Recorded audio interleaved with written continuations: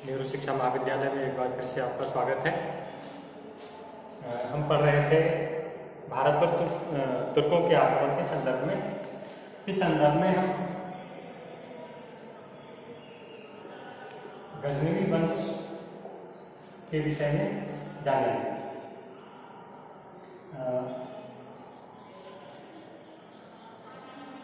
गजनी एक नगर का नाम है। ये नगर अफगान की जो पहाड़ियां हैं उन पहाड़ियों के मध्य में स्थित है गजनी नगर। एक तुर्क दास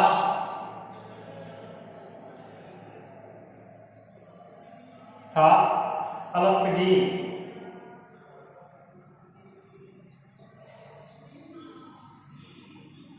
इस अलतगीन ने अपने कुछ साथियों के साथ गजनी नगर पर आक्रमण कर इस नगर पर अपना कब्जा कर लिया। ये घटना है 962 ईस्वी में।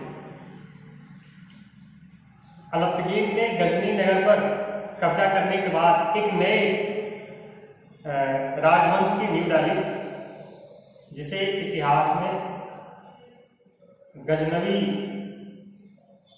वंश के नाम से जाना जाता है।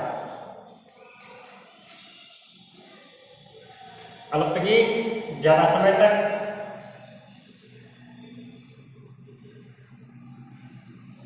शासन नहीं कर पाया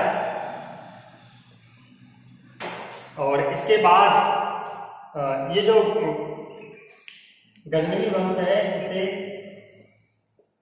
यामीनी वंश के नाम से भी जानते हैं। इसे भी जान लेना जरूरी है। गजनवी वंश को यामीनी वंश के नाम से भी जाना जाता है। अलतगीन के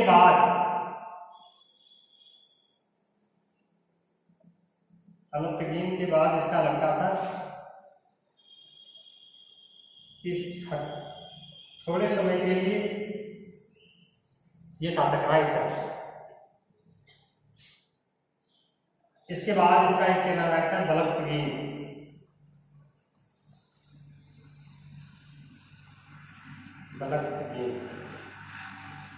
इसने गद्दी हथिया ली।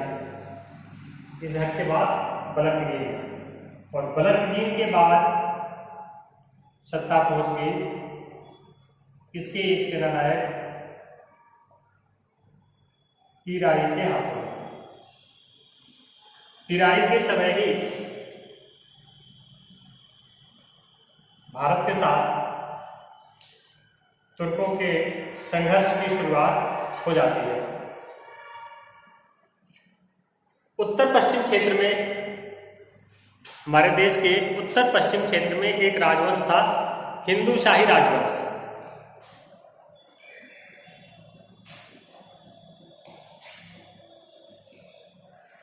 हिंदू शाही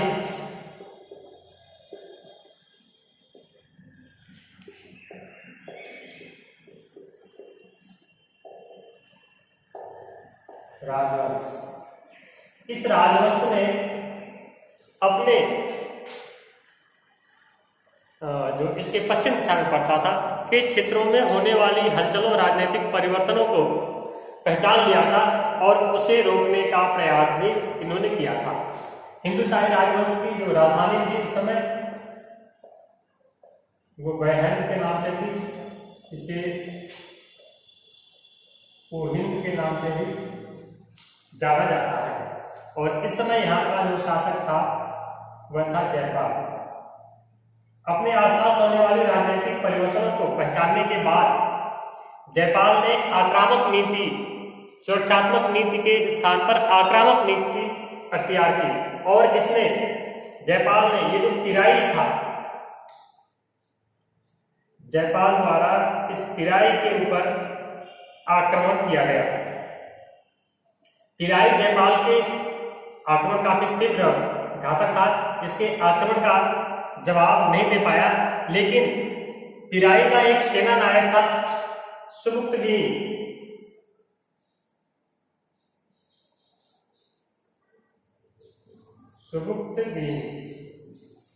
इसने इस आक्रमण को सुबुक्तगीन ने विफल कर दिया।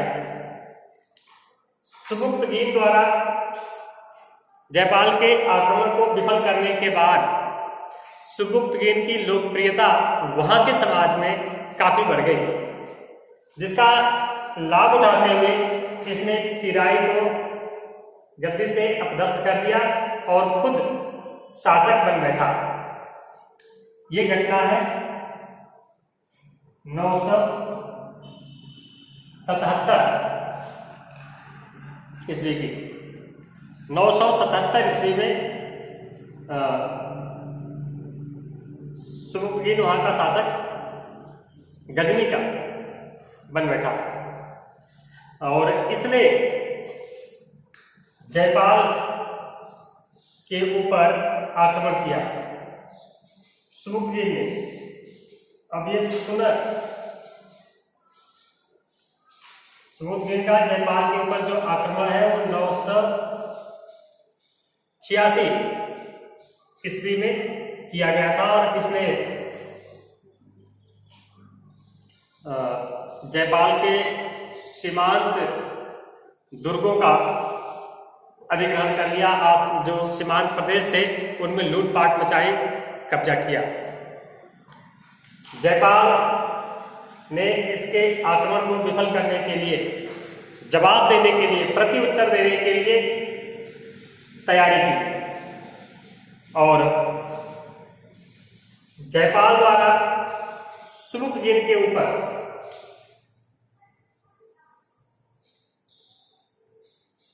आक्रमण हुआ और ये आक्रमण हुआ था 991 ईस्वी में और एक युद्ध हुआ था इन दोनों के मध्य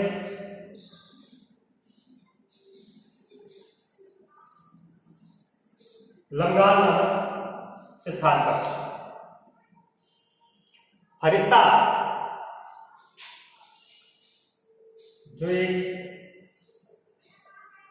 लेखक है, इसने उल्लेख किया है कि जयपाल द्वारा सुबुक्तगीन पर किए गए इस आक्रमण में दिल्ली, अजमेर और कालिंगर के शासकों ने जयपाल की सहायता की थी, लेकिन फिर भी लंगान के इस युद्ध में जयपाल को पराजय का सामना करना पड़ा। सुबुक्तगीन को इसमें विजय प्राप्त हुई थी। इसी सुबुक्तगीन का लड़का था महमूद गजनवी।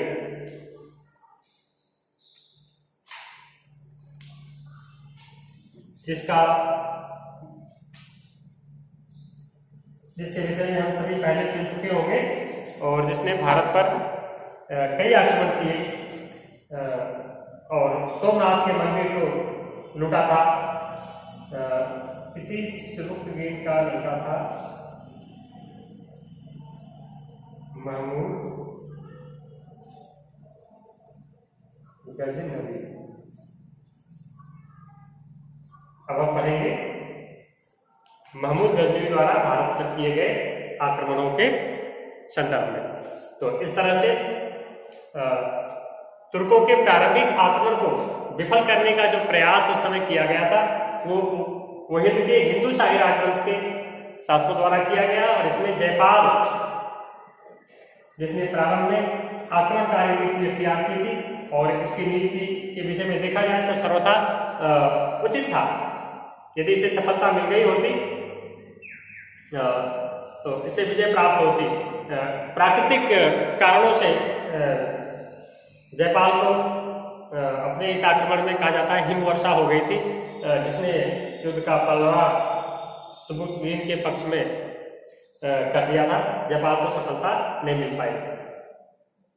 महमूद गजनवी द्वारा भारत पर किया गया जो आक्रमण है वो भारतीय इतिहास में एक प्रमुख स्थान रखता है और महमूद गजनवी ने न केवल भारत के पश्चिमी सीमा प्रांतों पर आक्रमण किए थे बल्कि वह भारत के काफी भीतर मध्य गंगा घाटी तक घुस आया था और उसने भारत पर जो आक्रमण किए थे वो अलग अलग क्षेत्रों पर किए थे। हाँ, इस आक्रमण का जो परिणाम था समुद्रगुप्त द्वारा जयपाल को पराजित करने का और इसको विजय प्राप्त करने का, इसका परिणाम ये निकला कि भारत में प्रवेश करने का जो द्वार है, जो रास्ता है, उस रास्ते पर जो पश्चिमोत्तर से होकर के भारत में प्रवेश का रास्ता था, खैबर दर्रा, पेशावर, वहाँ का किला जो आज वर्तमान समय में पाकिस्तान में पड़ता है, तो उस हिस्से पर उनका अधिकार हो गया। इस तरह से उनके पास वो रास्ता, वो जगह पहुंच गई उनके अधिकार क्षेत्र में जहां से भारत में आसानी से प्रवेश किया जा सकता